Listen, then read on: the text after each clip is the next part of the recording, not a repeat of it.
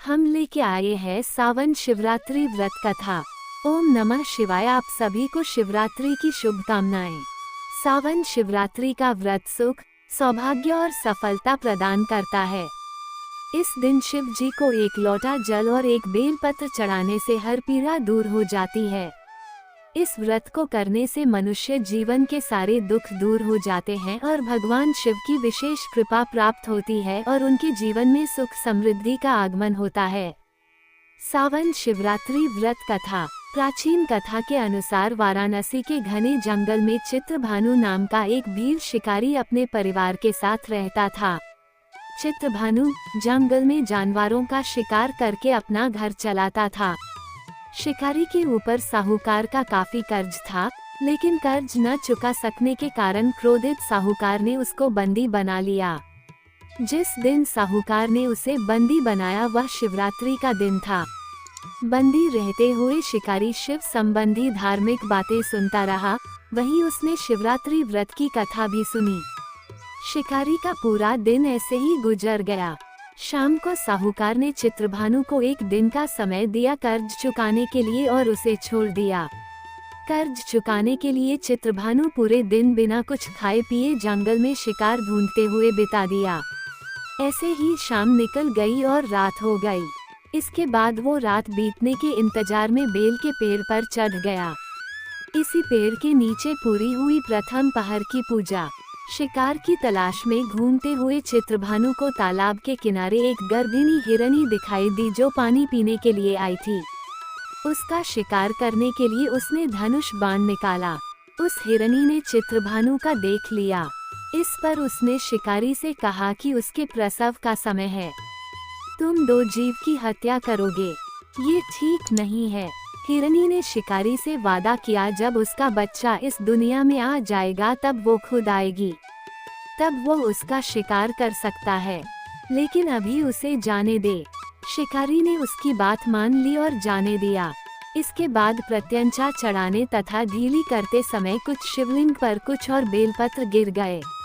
ऐसे में चित्रभानु से अनजाने में शिव की प्रथम पहर की पूजा भी हो गई। कुछ देर बाद शिकारी को एक और हिरनी दिखी। उसे देखकर शिकारी बहुत खुश हुआ और शिकार करने के लिए तैयार हो गया। हिरनी ने उससे निवेदन किया कि वो कुछ ही देर पहले ऋतु से निवृत्त हुई है। मैं अपने प्रिय को ढूंढ रही हूँ। मैं एक कामातुर विरहिणी हूँ। जैसे ही मुझे मेरा पति मिल जाएगा वैसे ही मैं आ जाऊंगी। रात का आखिरी पहर बीतने ही वाला था। इस बार भी चित्रभानु से बेलपत्र टूटकर शिवलिंग पर गिर गए। इससे दूसरे पहर की पूजा भी हो गई।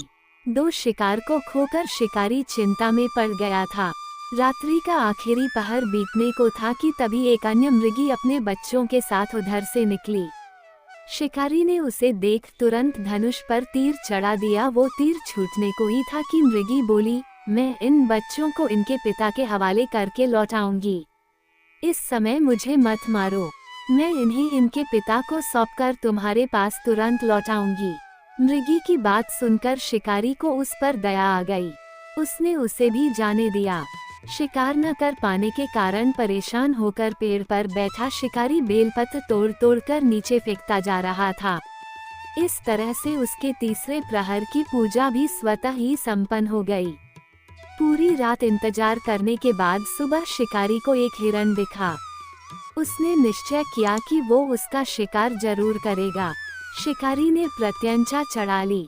इस पर हिरण ने कहा कि अगर उससे पहले आई 3 हिरनियों और उनके बच्चों का शिकार उसने किया हो तो उसका भी शिकार कर ले, जिससे उसे उनके वियोग में दुखी न होना पड़े। लेकिन अगर उन्हें जीवन दान दिया है तो उसे भी छोड़ दे। जब वो उन सभी से मिल लेगा तो वो आ जाएगा। ये सुनकर शिकारी ने उस हिरण को रात भर का घटनाक्रम बताया। तब हिरण ने कहा कि वो तीनों हिरनियों उसी की पत्नी हैं। हिरण ने शिकारी से कहा कि जिस तरह से तीनों हिरनियां प्रतिज्ञाबद्ध होकर यहाँ से गई हैं, अगर उसकी मृत्यु हो जाती है तो वो धर्म का पालन नहीं कर पाएंगी। हिरण ने कहा कि जिस तरह उसने विश्वास कर हिरनियों को जाने दिया उसी तरह से उसे भी जाने दे। वो जल्दी ही पूरे परिवार के साथ शिकारी के सामने हाजिर हो जाएगा। जाने अनजाने में ही सही उपवास, रात्रि जागरण और शिवलिंग पर बेलपत्र चढ़ने से शिकारी का हिंसक हृदय अब निर्मल हो गया था। उसके हाथ से धनुष छूट गया और उसने मृग को जाने दिया। थोड़ी देर में वह मृग सपरिवार शिकारी के सामने उपस्थित हो गया, किंतु जंगली पशुओं की ऐसी सत्यता और सामूहिक प्रेम भावना देखकर शिकारी को बड़ी ग्लानि महसूस हुई। उसने मृग परिवार को जाने दिया और अपने कठोर हृदय को जीव हिंसा से सदा के लिए हटा दिया। शिकारी के ऐसा करने पर भगवान शंकर ने प्रसन्न होकर उसे अपने दर्शन दिया और उसे सुख समृद्धि का वरदान देकर गुह नाम प्रदान किया। अगर आपको ये कथा पसंद आई तो चैनल को लाइक, शेयर और सब्सक्राइब करें।